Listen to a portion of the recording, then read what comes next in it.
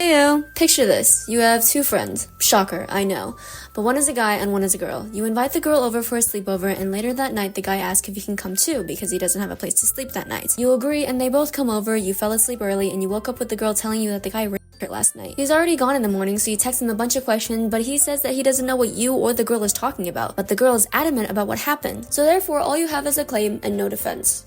Who do you side with? Well, it might not be this specific situation. This kind of thing happens all the time. You are given a situation and you have to form an opinion on it even with very limited information. I recently made a video talking about consent specifically with intimate relationships, and as I was reading through the comments, people brought up a very important point. What if they're lying about it? Which is fair. People lie about such serious topics it can ruin the lives of others because of it. A friend asked me if I think that false accusations should be punished. Well, in the States at least, it is punishable. They're already punishable under laws like lying to a police officer or filing a false report. However, the reason you rarely see them happening is because a lot of cases you hear about where someone gets punished for lying were actually true. For example, in 2008, Marie, an 18-year-old girl, reported that she had been sexually assaulted by an intruder in her home. Investigators doubted her story due to the perceived inconsistencies and the influence of people close to her suggesting that she was lying. Marie was coerced into recanting her statement and charged with filing a false report. She later pled guilty and was fined $500 for it. The man she accused of rape went on to rape multiple women before he was finally caught. So, as a lesson for law systems to avoid controversy, if the case acquitted the accused, they will just let the accuser go just in case the case gets reopened with new context. Authorities already struggle to definitively prove an accusation was fake. Trauma-related inconsistencies like misremembering things, a lack of evidence because a lot of these cases are found on a he said, she said basis, and also pressure on survivors can lead to cases being dismissed as false without adequate investigation. The legal system already mishandles cases that are true allegations, so of course they're gonna fuck up the false ones. Survivors face a system that demands perfect recall, extensive evidence, and proof of resistance, standards difficult to meet in many cases. Sometimes proof doesn't even matter either, since in 2021, Veronica Rodriguez, a 26-year-old from Lebanon County, Pennsylvania, recorded a video of her alleged sexual assault in the backseat of her car. Instead of focusing on her claims and the evidence she provided, authorities charged her with illegal wiretapping, arguing that the recording violated Pennsylvania's two-party consent law, which requires both parties to agree before recording a private conversation. Veronica Rodriguez reported that she recorded the incidents to have proof of what happened to her, knowing how difficult it is for victims to be believed in sexual assault cases. The recording showed what she describes as non-consensual activity, but instead of it being used to investigate the assault, it became the focal point of her being charged. The following charges against her, a Lebanon County judge issued a gag order. This prevented Veronica and her family from discussing the charges or the case in public, effectively silencing her and her supporters while the legal process played out. Instead of focusing on the alleged assailant and the circumstances of the assault, the legal system shifted its attention to Veronica's recording. While the two-party consent law are designed to protect privacy, they obviously shouldn't be universally applied. In this case, the law was twisted to invalidate a victim of sexual assault, which just adds even more reason to not report your essay, because the system is quite literally designed to discredit or punish victims rather than hold perpetrators accountable. And even when they do hold the perpetrators accountable, it can be the wimpiest slap on the wrist ever. In 2015, Brock Turner received only 6 months in jail for sexually assaulting an unconscious woman behind a dumpster. His lenient sentence was attributed to the concerns about his bright future, a very obvious example of the system prioritizing the perpetrator over the victim. Victims know the statistics, they've heard the stories, and they understand how unlikely it is for their assaulters to be held accountable. The system's failures loom large in their minds, creating a climate of fear and distrust. For many, the risk of being dismissed, disbelieved, or re-traumatized by the very institutions meant to protect them outweighs the slim chance of justice. It's not real essay because if it were, you tell the police. Victims aren't oblivious to the reality of reporting an assault. They just know how often cases are dismissed or not taken seriously due to insufficient evidence or biases. According to Rain, out of every 1,000 sexual assaults, only 310 are reported, and of those, only 25 result in incarceration. And that alone is enough to make survivors hesitate in telling. So many victims fear that they'll face scrutiny or judgment from law enforcement instead of support. And this can be particularly true for marginalized groups who historically face discrimination within the justice system. The system is based on innocent until proven guilty to side with the accused, demanding proof, and then ultimately paints the victim as a liar or attention seeker. But if we're using the innocent until proven guilty argument, Wouldn't that also apply to you accusing someone of lying? Justice, when pursued, is rarely swift or straightforward. Prosecutions can drag on for years, forcing survivors to relive their trauma repeatedly in courtrooms, police stations, and interviews. They get to dissect their pain for an audience that might not even believe them. The drawn-out nature of legal proceedings can leave survivors in a cruel game of round and round for years, unable to move forward while their case remains unresolved, which in turn can lead to even more trauma. If we had a system that prioritized punishing false accusers,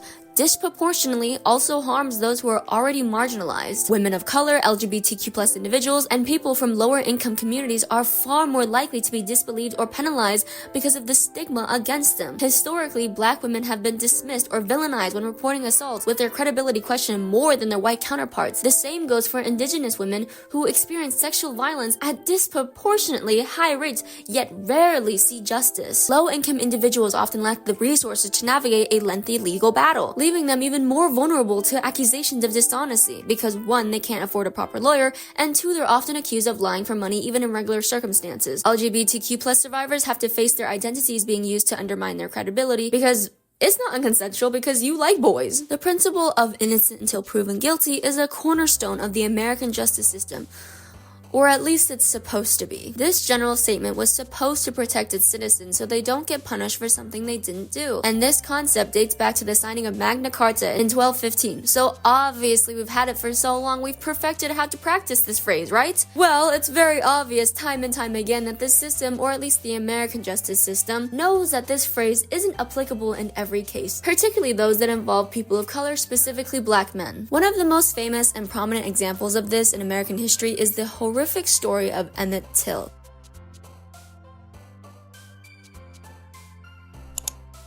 In 1955, a 14-year-old Emmett Till, a black boy from Chicago, traveled to Mississippi to visit family. During his visit, he went to a store owned by a white couple. The wife, Carolyn Bryant, claimed that Emmett groped and harassed her, but witnesses also heard that he whistled at her. Shortly after the alleged incident, Emmett was kidnapped, beaten brutally, and shot in the head, and lynched by having a 75-pound fan tied to his neck with barbed wire before being thrown in the Tallahatchie River, and his mutilated body was discovered a few days later. The case went to trial within a few weeks, and the 2 main suspects, Carolyn's husband and his half-brother, were acquitted by an all-white, all-male jury. Months later, they sold their story to a magazine where they shamelessly confessed to the murder. Despite this confession, they faced no consequences, walking free while Emmett's family endured unimaginable grief without any compensation. Decades later, in 2007, Carolyn Bryant actually admitted that her claims about Emmett were false, stating nothing that boy did could ever justify what happened to him. Which, sure, I'm glad she felt guilty lying about it, but even after her confession, she didn't face any legal punishment, not even a payout to Emmett Till's family or anything, even though I doubt any amount of money would have been worth what happened to Emmett. She actually had police stationed outside of her house because she and her family would get death threats from the public because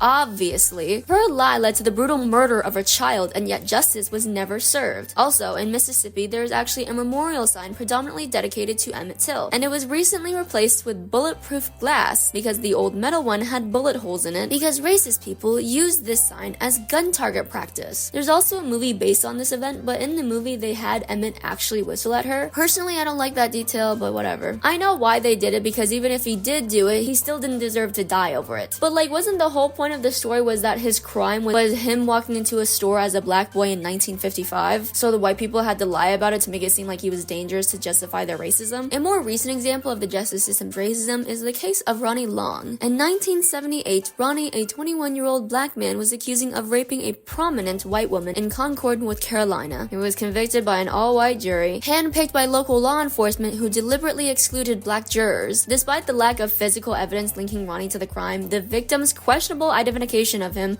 was used as the primary evidence against him. The original description of the assailant was a light-skinned black male, a description that Ronnie did not match. Additionally, more than 40 fingerprints collected from the crime scene and other key pieces of evidence like a kit were withheld from Ronnie's defense team. Police officers even gave a false testimony during the trial. Ronnie was sentenced to 2 life terms in prison and spent 44 years behind bars before his release in 2020. His case is one of the thousands that expose the flaws and racial disparities in the justice system. False accusations, racial bias, and faulty forensic practices are common contributors to wrongful convictions. Ronnie got like 20 million, which he absolutely deserved for having to endure that. But according to the Equal Justice Initiative, innocent black Americans are 7 times more likely than white Americans to be falsely convicted of serious crimes. For black men in America specifically, the justice system often operates on the presumption of guilt rather than innocence. The examples of Emmett Till and Ronnie Long illustrate a pattern where accusations alone, regardless of their credibility, are enough to condemn someone. And even when the truth comes out, it's sometimes far too late for those harmed by these systemic failures. Justice delayed is justice denied, and it happens all too often in a system that claims to champion fairness and due process. When it comes to legal action, I personally lean towards the principle of innocent until proven guilty. It's a cornerstone of justice systems worldwide for a reason, to protect individuals from wrongful conviction and mob rule. However, I recognize that in practice, this principle shouldn't be applied in every scenario. But since I never completed my criminal law degree, my opinion will likely never hold weight in an actual legal system, except maybe as part of jury duty. But I am so fortunately a part of an online community where I give my opinion for no reason, and then people perceive me based on those opinions. Anything I say or won't say can say something about me as a person, and sometimes the things I say make others perceive me as a bad person. But generally, impulsive comments and bluffs are very common for any internet personality. But sometimes, those people who act on impulse with no biases aren't simply keyboard warriors or consumers who violently curse at their mother, but instead creators with a massive audience who would do anything to get that creator's approval. It's one thing for random commenters to spew nonsense, but it's another level of stupidity when creators with massive audiences who have been on the platform for years, so they should know the responsibility that comes with having thousands to millions who adore them, make harmful claims or incite harassment. A very relevant example is when recently 2 YouTubers got into some internet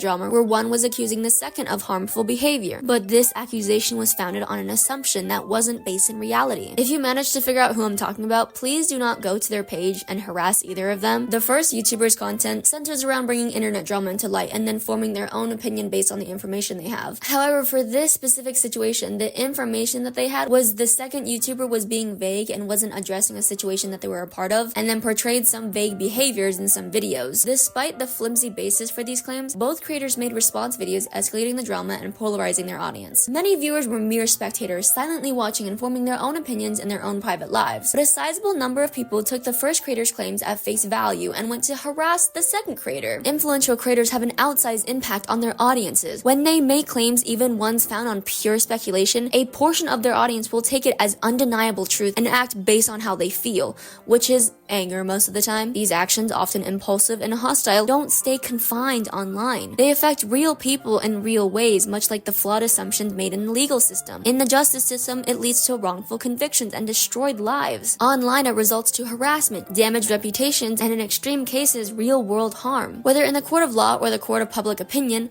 why are we not more aware of prioritizing evidence and critical thinking over knee-jerk reactions and mob mentality? Like, we are just repeating the same cycles of harm in different areas, so how does that help literally anyone? People forget that creators, regardless of their audience size, are still human beings who are biased and maybe not have all the facts. It is up to you what you do with that information. Do you look into it more? Do you blindly believe it and form your worldview around a rumor? Or do you just forget about it altogether? When you are an outsider, a bystander, or an observer, you have very little concrete information to work off of when you have to pick a side. And as someone who hates political parties and labels in general, I know how frustrating it is when you have to pick a side. I asked a friend whether they approach situations of blame with the mindset of guilty and proven innocent, or innocent until proven guilty. And they responded, it depends on the situation, which is a really fair take. Not every situation can be treated with the same level of scrutiny or approached in the same way. A lot of these scenarios are case by case. When it comes to personal interactions, where the side you pick doesn't have the fate of the country hanging in the balance, it's a bit different. For example, if a friend of mine tells me that they were sexually assaulted, my first instinct is to believe them. Not because I've thrown skepticism out of the window, but because in such personal and vulnerable situations, the benefit of the doubt can mean the difference between someone feeling supported or completely invalidated. I am not a judge. I am not part of a jury on their court case.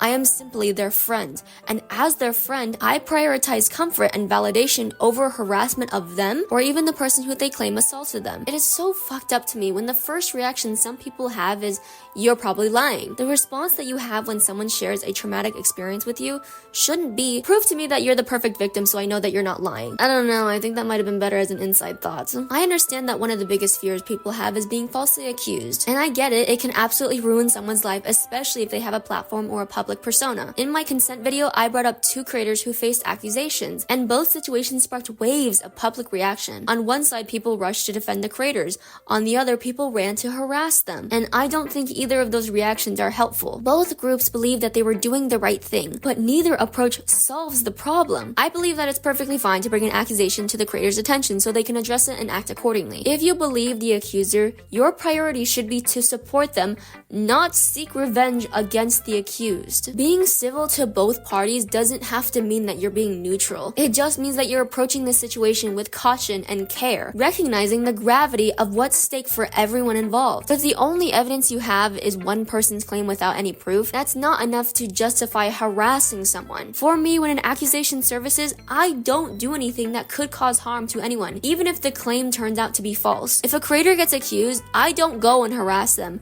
I just quietly unsubscribe and stop consuming their content. If it's later proven that they didn't do what they were accused of, I haven't left any hateful comments that I need to delete or rebuild any bridges that I burned. I can just start enjoying their company again. Simple. When people assume guilt, they can spread rumors that spread the accusation as absolute truth. Thus, when others hear about it, they happen to miss the added term alleged. I've never understood harassing anybody over rumors, especially when you don't know if they're true. You can be wary of someone, of course. Not spend your company with them anymore? Absolutely. But to go out of your way to make sure they pay for what they did, even though you aren't the person they targeted, and you didn't even talk to the hurt person first, just seems like you want to feel justified doing cruel things. You are not Light from Death Note. And again, if the accusation turned out to be false, the damage to the accused's reputation's mental health and livelihood is often permanent. And what sucks is that nobody apologizes for being part of this mob because they were just defending what they thought was right. But the consequences for the accused don't just disappear when the truth comes out, especially since the truth doesn't spread to everyone. Especially in real life when people rush to judgment and act on impulse. It also pressures institutions like workplaces, schools, or even courts to make hasty decisions just to save face. HR departments might fire someone immediately just to distance themselves from the drama, but in doing so, they often skip due process, which is there to make sure these situations are handled thoroughly and fairly. And again, this just hurts everyone as well, since I know that companies also fire victims of SA because they don't want any of this to be brought into light and cause any hardships at work, which is also why upper level workers don't take SA allegations at work seriously either. Speaking of which, the hypothetical that I gave at the beginning was actually a real situation that my ex-best friend was a part of. They didn't believe the girl when she came forward about being raped by a guy because they truly believed the guy wouldn't do something like that. They couldn't reconcile the version of him they knew with the accusations being made, so they made the decision to keep hanging out with him. To be fair, I don't blame them for being skeptical. It's human to want to believe the best in people, especially those we trust. But skepticism becomes very dangerous when it's one-sided. The guy's innocence was never proven, yet the girl was automatically discredited and accused of lying for attention. That assumption came at a cost, because since the girl distanced herself from the person who wouldn't believe them, she wasn't there to comfort them when the same thing happened to them by the very same guy they vouched for. Again, I don't blame my ex-best friend for doubting that girl, because they were just trying to navigate a complicated situation, but this is like the perfect example of how dangerous it can be to dismiss someone's experience out of hand, especially when there's no proof to back up the other side. Being skeptical is one thing, but immediately assuming someone is lying without considering their perspective or the risk involved can have devastating consequences not just for them, but potentially for you as well. Please be careful who you believe. Doubt is natural, but dismissing someone without evidence is dangerous. If you choose to give someone the benefit of the doubt, make sure it's not just based on your personal biases or assumptions about who someone seems to be. Listen to all sides, of course, but don't let skepticism prevent you from being compassionate and cautious, because the stakes are just so much higher than they appear. I say this as someone who's been personally affected by someone lying about something like this. It sucked, it hurt, and it left me jaded for a little while. But even with that experience, I still care about victims more than liars. The guilty until proven innocent mindset that's so prevalent online is undeniably harmful, but I also think the opposite mindset, innocent until proven guilty, can be equally damaging in personal context. While that standard is very necessary in the legal system to protect people from being falsely accused, applying it to our initial reactions in personal or social situations often makes people dismiss these accusations outright. It creates an environment where victims aren't taken seriously and their claims are treated as suspect from the start. But I don't know, that's just me. Laters.